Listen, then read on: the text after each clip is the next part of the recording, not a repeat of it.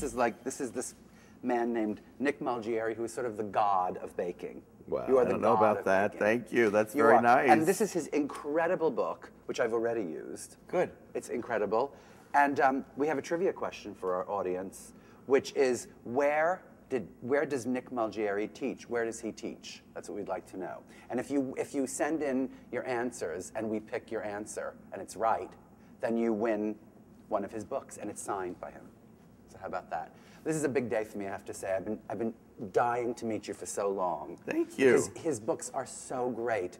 The first book, which is called How to Bake, Yes. is just the best book in the world. You can't live without that book. That's one of the 5 books you sort of can't live without. Thank you. Yeah, I got every recipe that I love from that book. Biscuits and chocolate chip cookies and I don't know what else. A I million like a recipes. lot of the ones in there too. Very basic, a good book. Okay, so we're baking bread today. We're going to make bread. I'm going to show you what to do. The thing about making bread is this is homemade bread.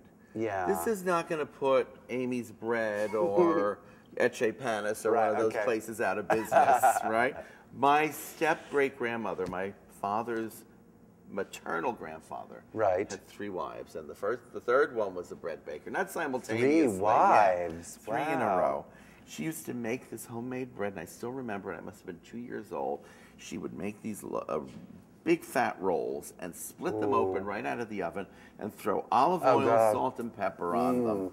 And this is that kind of bread, you know? Homey, easy to do. It takes about 5 minutes to mix.